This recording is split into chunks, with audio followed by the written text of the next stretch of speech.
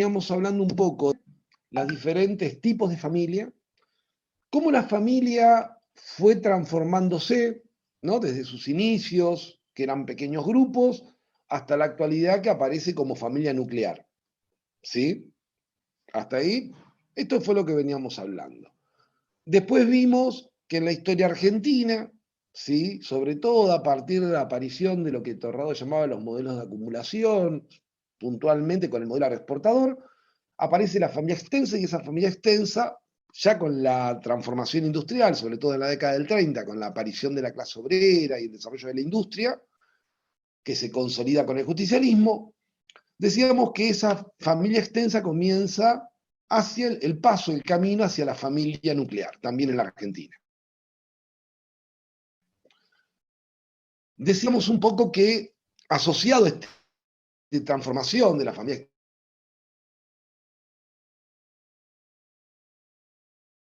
es decir, esa acumulación, decíamos que esa familia extensa iba a estar asociada a un modelo de protección social y a un modelo de derechos sociales, y que esa familia iba a acceder a los derechos por medio del ingreso del varón adulto al mercado laboral.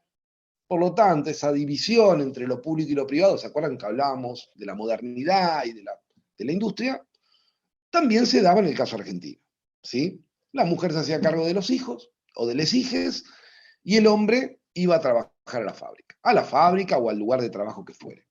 Ese modelo prevaleció, dijimos también, hasta el aperturismo en términos de los modelos de acumulación o hasta el golpe militar del 76 y la apertura económica que surge a partir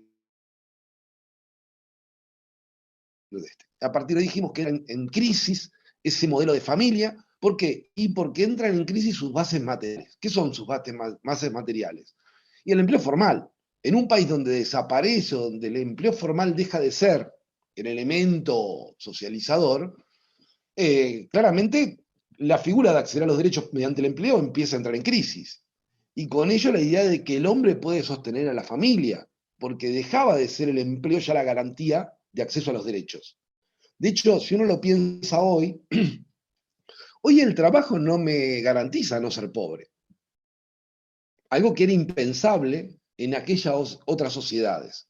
¿Sí? Se suponía que con trabajo, si trabajo, no soy pobre.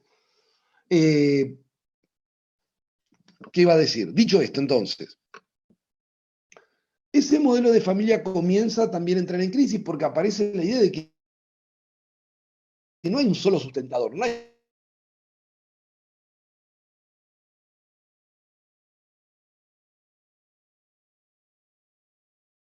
se empiezan a estar compartidas.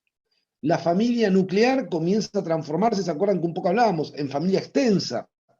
Los jóvenes se casan, no hay una política de vivienda que les permita acceder fácilmente a la vivienda y comienzan a construir en el fondo de los terrenos de los padres. Después, esto le facilita varias cosas a las familias en este proceso. ¿Qué le facilita? Imagínense que al entrar en crisis el modelo de familia nuclear, muchas de las familias, las tensiones, obviamente no las pueden resolver por la vía del mercado. ¿Esto qué quiere decir? Yo tengo tengo hijes, y yo no tengo la plata para mandar a una guardería, pero necesito el cuidado. Pero ahora mi esposo, mi pareja trabaja y yo también trabajo. ¿Cuál es la solución? Los abuelos. Les aparecen ahí como una solución. Por lo tanto, construir en el fondo de una casa implica tener el acceso fácil al cuidado de los chiques, de las chiques. ¿Entienden lo que quiero decir? Con lo cual facilita la vida cotidiana. Pero también hay una realidad. Los abuelos comienzan a tener una participación en la vida de la familia que no tienen de otro modo. Comienzan a decidir qué comen les nietes, comienzan a decidir y a opinar sobre la educación. ¿Por qué? Y porque participan de todo el proceso. Lo cual hace entrar en tensión a las generaciones. Digo, ¿quién no escuchó alguna vez a una hija o peleando o discutiendo con la abuela, con la madre, porque se mete en la educación de los hijos? Y uno dice, pero si te los cuida todo el día, ¿por qué no se va a meter en la educación? O si se ocupa un montón, ¿por qué no va a participar? Estas son las tensiones que empieza a vivir una familia moderna, si lo quieren ver así. Es una familia, Mejor dicho, una familia moderna y una familia nuclear. Esto es un poco las tendencias de vivir este modelo de familia en el contexto argentino. ¿Se entiende? Tensiones que si no viviesen, si hubiese una política de vivienda y la gente no tuviese que ir a vivir al fondo, o si hubiese grandes jardines de infante, la gente diría, bueno, qué bueno, me voy a vivir al barrio que me gusta. La realidad es que al no haber una política de este tipo, recuerden, solamente hay tres formas de proveernos bienestar. Tres. El Estado, el mercado o la familia. No hay otra forma. A ver, si yo no tengo plata, si yo tengo plata para que mi hijo lo cuide, no sé, la institutriz que más me gusta, agarro mi dinero, acudo al mercado y le pago a la institutriz, o al jardín o a la institución que quiera. Pero si yo no tengo los beneficios del capital y soy un mero trabajador, tengo varias opciones. Por ahí no le institutriz, pero puedo pagar una guardería más o menos, ¿sí? Dependiendo de mi nivel de ingresos, será muy buena. Ahora, si no tengo para acceder por la vía del mercado, me quedan dos caminos. O voy al Estado, veo si hay alguna guardería disponible en la zona, ¿sí? Pública, y si no tengo ni el Estado ni el mercado, lo único que me queda es la familia. O sea, acudo a mi red familiar para que me ayude con el cuidado. Le pido a mi mamá, a mi papá, a mi tío, a mi tía, amigas, amigues, y así voy extendiendo la red, porque no hay mucho más en la vida. O sea, no hay muchos más mecanismos. Lo entienden todos, ¿no? Accedo a la protección social, accedo a los derechos, por tres mecanismos. Mercado, Estado, familia. No hay otra forma. A la salud accesible del mundo, me voy si tengo mucho dinero, me voy a Europa a hacerme el tratamiento o al lugar del mundo donde sea necesario. Y de ahí en más voy bajando hasta llegar a, no sé, el hospital privado de la comunidad. Si mi plata no me alcanza ni para llegar a ese tipo de salud, a la salud privada, no me queda nada más que dos cosas. Red familiar u hospital. Ustedes miren cómo red familiar. Y mi tía, mi primo que conoce un médico y que de onda me atiende. Ahora, si mi familia no conoce ningún médico, no me queda nada más que un solo camino. Hospital. O sea, Estado. Recuerden, hay tres mecanismos, ¿sí?, por los que se accede. No hay otra forma, digo, no tenemos otro modo. Estado, mercado o familia. Cuando digo familia, insisto, es esta red social. Por familia, recuerden que no entendemos simplemente a papá, mamá y demás. Tenemos en realidad un mecanismo que conforma una red, o sea, la familia, ¿sí?, en tanto conjunto de relaciones, arman una red. O sea, mi hermano de 26 no es solamente mi hermano de 26, es mi hermano con su conjunto de relaciones de 26. Entonces, mi hermano, yo no conozco un médico, pero por ahí mi hermano lo conoce. Entonces, yo no consigo un médico, pero por ahí mi hermano sí me lo consigue. A esto me refiero cuando hablo de red. ¿Se entiende? Yo por ahí no consigo trabajo, pero por ahí el primo de mi prima sí me lo consigue. Bueno, esto es la red. O sea, la familia en el sentido de relaciones, ¿se entiende, no? Como un conjunto de relaciones primarias. Y sobre ese conjunto de relaciones primarias, que es la familia, nosotros básicamente lo que construimos es nuestra identidad, chiques. Ni más ni menos. Entran todas las relaciones sociales que podamos entender.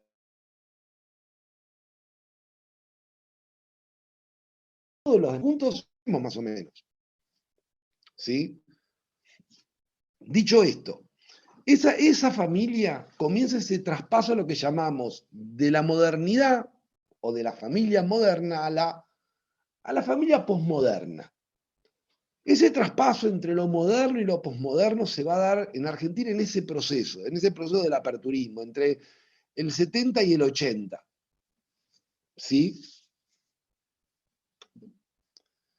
Ustedes miren, y básicamente, ¿qué significa el traspaso de la familia moderna a la posmoderna? Bueno, cuando uno piensa en la familia moderna, recuerden, pensamos en la familia nuclear. Cuando uno piensa en la familia moderna, piensa en esa, así romántico de, ay, dices y comiendo perdices. Básicamente uno cuando piensa en la familia moderna piensa de que el amor es eterno, que me caso para siempre, que, o sea, uno por decirlo de algún modo piensa en ese combo, que es el amor romántico, ¿sí? Es más, esto de casarse por amor, que hoy, digo, uno puede decir hoy, es una barbaridad decir esto, sobre todo el feminismo, cualquier feminista diría, es aberrante la idea de casarse por amor en el sentido estricto del término, ¿sí? No hay nada, no debe haber nada peor para la lucha del feminismo que el amor romántico, entre otras cosas. Pero lo interesante no es eso, lo interesante es que esa familia moderna empieza a entrar en crisis. Y empieza a ser, por un lado habíamos dicho, sí, interpelada por una realidad para garantizar a la familia. Entonces ya la mujer tiene que trabajar, también para acompañar. En ese escenario, la familia va a empezar a perder funciones. Y ustedes me dirán, ¿qué funciones? Si uno piensa en esa familia nuclear, básicamente había tres funciones básicas de esa familia. La familia nuclear, recuerden que implica un modelo de familia patriarcal, ¿sí? Y sexuado en términos casi les diría heteronormativos. ¿Qué quiere decir heteronormativos? Que en realidad no se trataba de que el hombre, el hombre no tiene beneficios sobre la mujer solamente. El hombre heterosexual, por eso heteronormativo, o sea, el varón adulto heterosexual es el que tiene los beneficios. El hombre o el varón cis. Porque si yo fuese varón en ese mismo mundo y me gustase vestirme de mujer, estoy hablando de que soy varón. Si fuese varón en ese mundo laboral, del que estamos hablando, ¿se acuerdan? Ese mundo. Incluso hoy, si hoy yo fuese varón, un varón heterosexual, pero imagínense que me gustase vestirme de mujer, no disfrazarme, vestirme de mujer.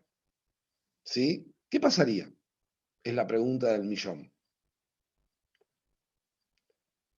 Tendría. Y ahí no vas a tener todos los beneficios del hombre cis heterosexual. De hecho, Pero probablemente. vas a ser el punto de discriminación al que van a caer todas las personas, incluso quizás personas que quieren hacer eso y lo usan como para negarlo. Peor todavía, probablemente sufra más desigualdad que sí, heterosexual. Y a su vez, como que esa conducta también va a ser tomada como desviada. Por ahí. Probablemente sea vista, en algunos casos, incluso debe haber gente hasta que, a ver, no debe haber, hay gente que lo ve en términos de patología. Por eso digo que no se trata solamente de ser varón o mujer, no, se trata de ser varón, pero ser heterosexual. Digo, para acceder a los beneficios del patriarcado, vamos a decirlo en estos términos, no alcanza con ser varón. Hay que ser varón y heterosexual, por eso lo de heteronormativo. Blanco te faltó. Y blanco, Y obviamente cis, blanco. porque si sos un Sí, varón por eso trans dije sí. también. No, por eso dije lo de. Se trata, básicamente, para poder acceder a ese mundo tan lindo, son muchas condiciones, chiques. Demasiadas condiciones eran. Y era un mundo que excluía. Y excluía. Yo insisto, cuando me hablan del mundo bienestar de esa época, yo digo, sí, pero eran muchos los que quedaban afuera de ese bienestar. Porque si no, parece el relato de un país que integraba a todos, y la realidad que era un país que no integraba a todos. Profe, yo creo que perdura Dicho eso esto, igual. La seguro. heteronormatividad perdura un montón. Pero seguimos siendo, el patriarcado no cayó, vamos a ser claros. Y Hay un creer que, proceso de que los construcción, avances. hay un proceso de construcción, pero que le queda muchísimo.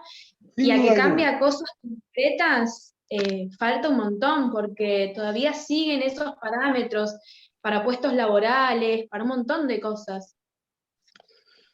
Es complicado. Yo igualmente creo que se ha avanzado muchísimo, ¿eh? Se ha avanzado mucho más de lo que uno imagina. O sea, cuando uno compara, miren qué simple que es. Miremos las los programas de televisión, por ejemplo, y miremos la Argentina de hoy, ya van a ver que hubo cambios. O sea, hubo cambios significativos. Nadie puede decir, che, fue lo mismo. No, algo pasó. Por lo menos hay que reconocer que algo pasó en el camino.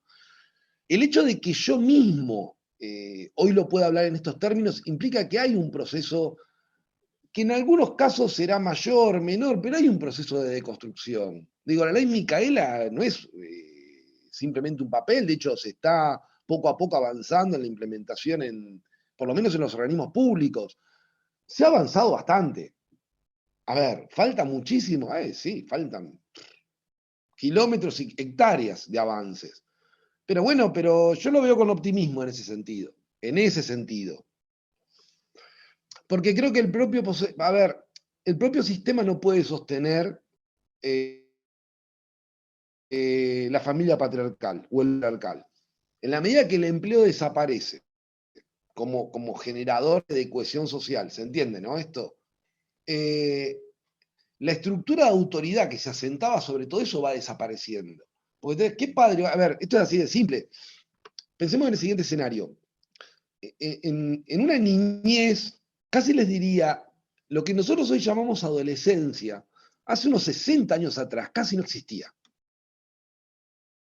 Lo que nosotros hoy llamamos pubertad, uno va a unos 60 años atrás y les parece, ¿qué es la pubertad? O sea, le hubiese parecido inexistente. De hecho, lo que existía era simplemente un proceso de paso, casi les diría, de la niñez a la adultez. A una velocidad casi de, las chicas cumplían 15 años y era como el momento así, ping. No había un paso intermedio, no era que... No, ojo que entre los... No, era, sos niña y a partir de acá sos adulta. Sos niño, a partir de acá sos adulto. Y todas estas construcciones son más responden a un proceso muy parecido, que nosotros llamamos la posmodernidad, ¿sí? Ustedes habrán oído hablar de él, de ese proceso de posmodernidad. ¿Qué es el proceso de posmodernidad? En la modernidad se suponía que yo me casaba, o la idea del matrimonio para siempre y demás, existía, y hay que decir la verdad, pero ¿a costa de qué? Y a costa de la represión sexual de las mujeres. O sea, a costa de que la mujer sacrifique su vida para sostener ese modelo familiar. O sea, en ese sentido, la posmodernidad tiene que ver y vino de la mano de una liberación por ahí, o de un avance en los derechos de las mujeres. De una liberación femenina, si lo quieren ver en estos, ¿sí? Y de un avance del derecho de las mujeres. Si uno tuviese un punto de inicio de ese proceso, estamos hablando ahora de esta transformación entre la familia moderna a la posmoderna, ¿está bien? Si uno tuviese que pensar un momento de inicio de ese proceso, el inicio para mí tiene que ver cuando la mujer logra tomar control de su cuerpo, punto uno, y tiene que ver con un cambio material. A mí me encanta esto de decir, hay condiciones materiales que cambian. Y ustedes me dirán, ¿y qué es esto de las condiciones materiales? Suena tan marxista. Y no lo digo en términos marxistas, lo digo en términos concretos de condición material. A ver, cuando a mí me dicen, y cuando la familia moderna se constituye sobre el principio de negación de la sexualidad. ¿Por qué negación de la sexualidad? Recuerden que el sexo es para procrear. En la moderna, el objetivo del sexo es procreación, no el mero placer. Por lo tanto, ¿cuál era la forma? Y digo, porque piensen que la familia moderna está vinculada, sobre todo, en algún punto a la Iglesia Católica. O sea, no deja de ser una familia que tiene un origen que está vinculado a una creencia católica. A una creencia religiosa, por no decirle catolicismo, si no les gusta la palabra católico. Pero sí es una cuestión cristiana. Sea en su versión romana o en su versión católica o en su versión protestante para los países anglosajones. Da lo mismo para el caso. En cualquiera de las dos versiones es cristianismo al fin, y en cualquiera de las dos versiones la idea de el amor es para siempre y hay que pasar, no sé, enfermedad, salud y el universo, y aunque se caiga el mundo hay que seguir juntos, y el amor es sacrificio, y el amor es... Y si no te puedes sacrificar, no hay amor. Y toda esa idea absurda del amor como sacrificio es una idea cristiana, punto.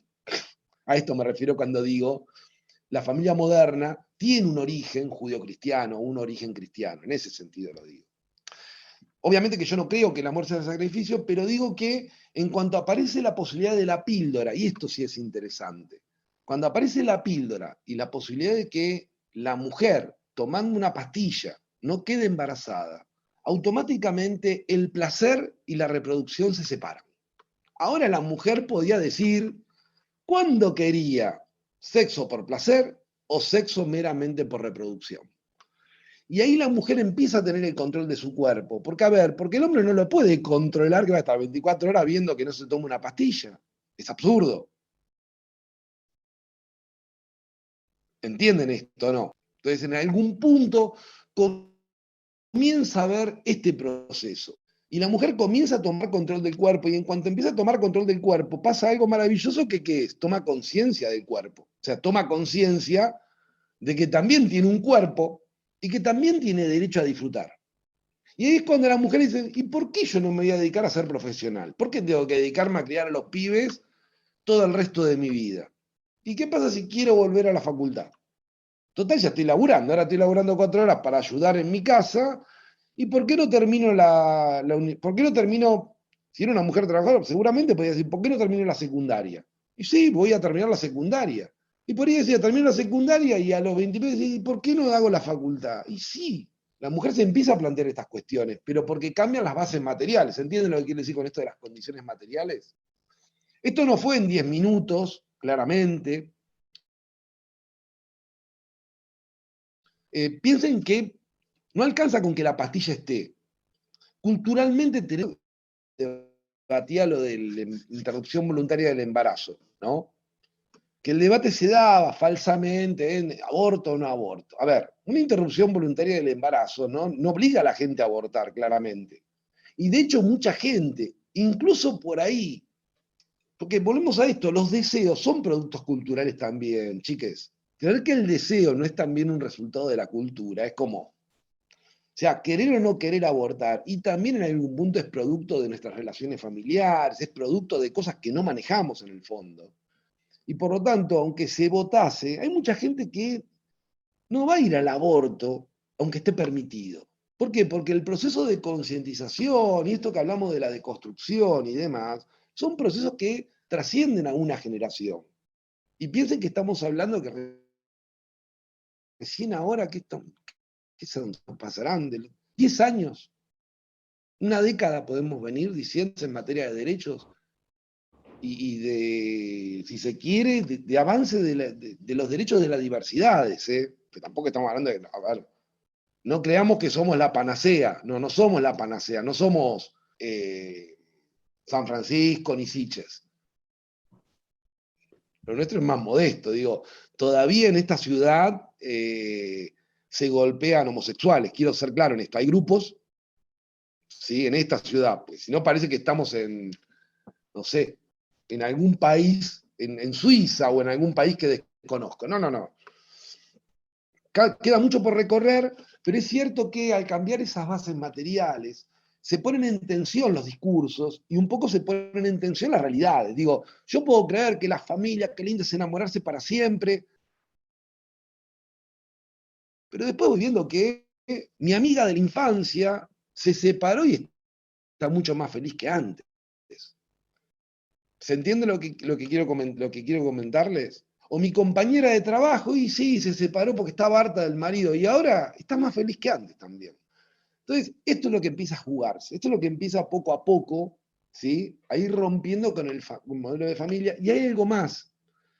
Piensen que todo el poder religioso, o por lo menos la moral religiosa, se apoyaba en una idea básica, que sigue prevaleciendo hoy, o por lo menos está un poco más discutida, por suerte, que es el mito del amor. Ay, este es genial. El mito del amor a mí me encanta, porque cuando se trataba de instruir a las mujeres, ¿sí? Creo que aún hoy es la primera vez es por amor. Es una cosa por el estilo, es el mito del amor. El mito del amor opera en unos niveles que a veces no dejan de sorprender. Pero ¿quién no recibió todavía hoy en esta época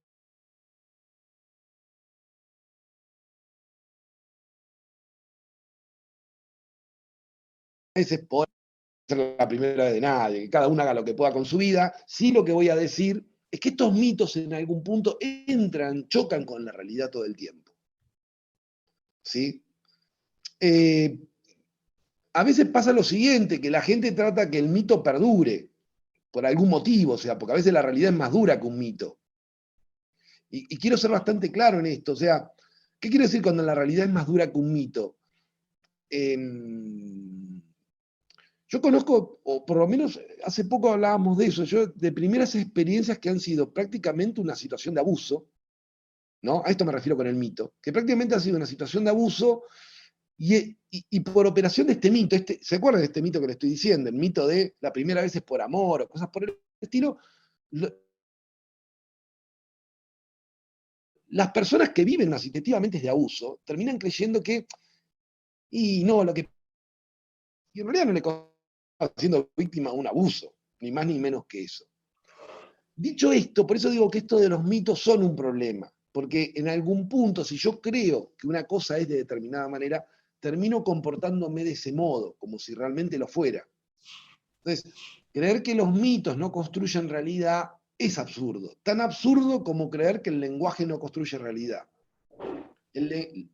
O sea, la disputa política por el lenguaje es parte de esa disputa política también por los mitos.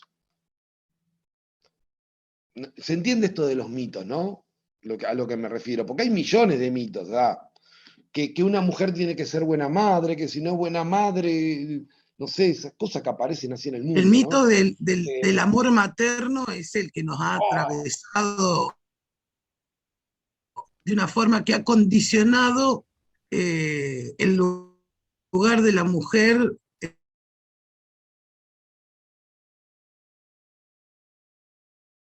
Y es uno de los mitos, y el de la pobreza, el mito de que, bueno, la pobreza implica de por sí una mala gestión de las decisiones.